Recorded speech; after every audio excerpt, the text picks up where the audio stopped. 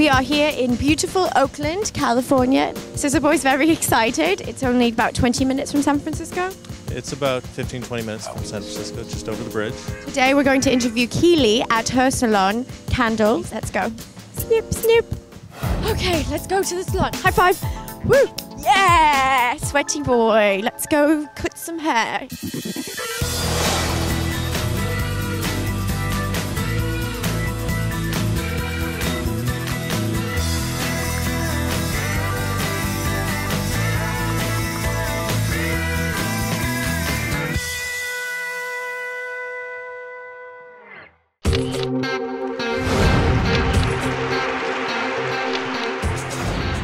Hello.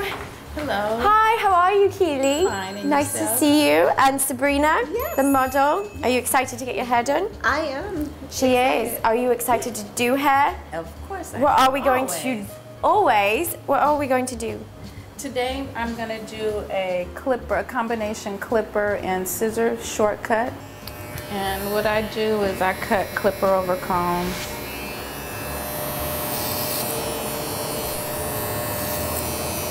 So, how do you have to take into consideration the texture of the hair today? Well, I'm taking into consideration the fact that Sabrina's hair is really a curly texture, and so rather than taking her down too close, I can cut so that the hair, the wave pattern just flows rather than cutting in too deep and taking out too much weight. I don't really want to take out any weight. I just want to enhance the waves. This is pretty much what I use all the time. I usually either use clipper over comb technique or I use a guard. And clipper over comb is pretty much, I guess you'd say, like freehand cutting. So now what do you do? Now I'm blending it, I'm layering it, and I'm blending, leaving most of her length, all of her length pretty much on the top. But right here through the crown and through the sides, I'm going to blend this because she has length here. So the other thing is that while I'm giving her this cut, she also has the option of wearing her hair natural with just a wash and some conditioner or a little bit of oil on her hair, and she can wear it curly as well. I guess you would probably say I'm cutting at like a 45-degree angle right through the back. And then as I go up, I'm doing a little bit less. And I'm almost making it flat through the top. I'm just trying to leave as much length in the pot as possible in the front because I want to lift this up. The more height you have, the more dramatic the style is. Dramatic. And that's what we want. We want a little bit of drama, but not too much because she still has to go to work. So what is this that you're spraying on? This is Spritz. It's Spritz. by Vital, and it's like my favorite hairspray right now because it gives you enough hold, but it's not a really firm hold so that your hair is really stiff. And if my clients want to curl their hair again sometime during the week, they can curl their hair without their hair being too stiff and sticky. Keeli's going to flat iron Sabrina with what kind of flat iron?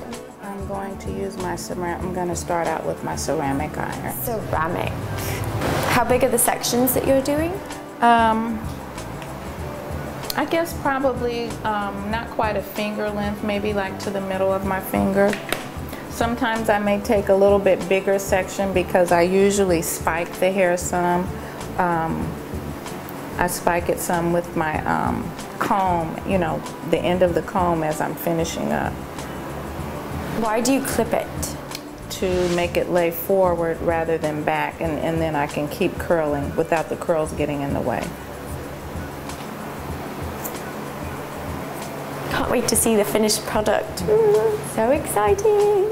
This is a Marcel iron. This is a flat iron. Marcel? This is a flat iron as well. Sounds but French. It's a Marcel. It's a Marcel iron. I use it for silking the hair, and what it does is it allows you to curl or flat iron the really short parts of the hair. And it's silking because it looks like silk. Yeah. So how is the Marcel flat iron different than all the other ceramic ones?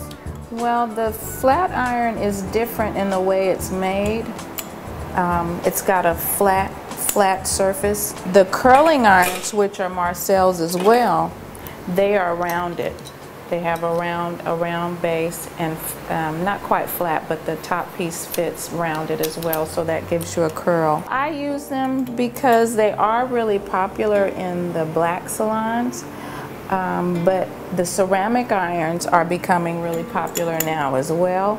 But the thing is, I like being able to create looks that are flattering, but at the same time, everybody can use this ceramic iron, and I don't always use these because I don't want my clients to feel like they can just go home and create the same look with the same iron.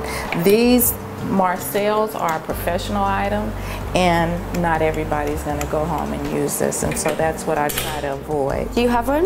No. No? No. So that makes them coming into your, they come into your salon because you have the Marcel. Very smart. Talk me through what you're doing. I'm just taking out the parts, you know, from when I parted her to curl her and smoothing it out some. I think I better go back and add just a little bit of oil. Oil? Yeah. Just to give her some shine. like cooking oil? No. Hair oil? Especially formulated for the hair. It's looking very nice. So what you're going in and curling some more so it's training, or? I'm curling some just to give it a little more direction and to make it stand up some, because before it wasn't quite standing like I liked it. So if it doesn't stand in the right direction, then you need to curl it so that bump it into shape. Yeah? There she goes. She has the I like the term word. down. I like the word. Bump.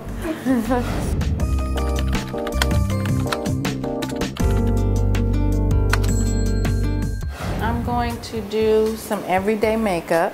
I'm doing a little bit of concealer, and you can apply this usually with your fingers, which is usually good, or for, you know, for nighttime or something dramatic or a special event, you might want to use a little bit more, so maybe you'll use a brush, but I don't want it to be too intense because she's going to work. Are you putting concealer on her lips as well? Yes. Why? Yes, because I want everything to be even tone. And usually around your lips are either a little bit darker or a little bit lighter, and same thing with your eyes. Makes the lipstick stay on longer too. Oh, really?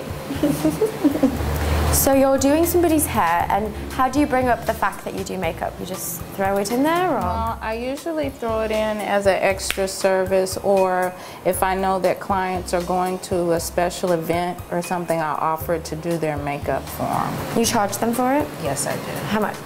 I usually charge like $40 for makeup, depending on what I'm doing. If it's not anything really dramatic, I'll charge $40 and up. I'm gonna make her her eyebrows stand out a little bit more with a little pencil.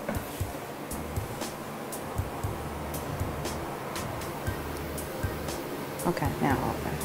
Thank you, Sabrina, for being our model. You're welcome. Thank you, Keeli, for showing us the mullet and a makeover. Thank you. So let's all do snip, snip. Ready?